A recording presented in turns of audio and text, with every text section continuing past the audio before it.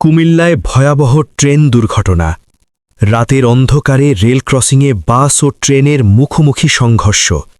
এক মুহূর্তেই ঝরে গেল অন্তত ১২টি প্রাণ। কুমিল্লার পদুয়ারবাজার বিশ্বরোড রেল ক্রসিংয়ে শনিবার দিগবাত রাত আনুমানিক ৩টার দিকে ঘটে এই মর্মান্তিক দুর্ঘটনা।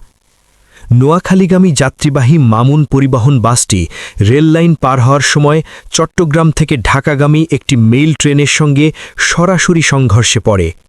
সংঘর্ষটি এতটাই ভয়াবহ ছিল যে ট্রেনটি বাসটিকে দুমড়ে মুচড়ে অনেক দূর পর্যন্ত টেনে নিয়ে যায়। এই দুর্ঘটনায় এখনও পর্যন্ত অন্তত ১২ জন নিহত হয়েছেন।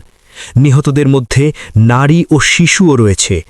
এছাড়া আহত হয়েছেন আরও বহু যাত্রী, যাদের উদ্ধার করে কুমিল্লা মেডিকেল কলেজ হাসপাতালে ভর্তি করা হয়েছে। অনেকেরই অবস্থাই আশঙ্কাজনক বলে জানা গেছে।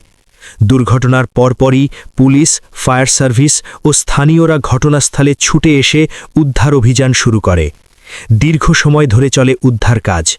এ সময় ঢাকা-চট্টগ্রাম রেল যোগাযোগ সাময়িকভাবে বন্ধ হয়ে যায়।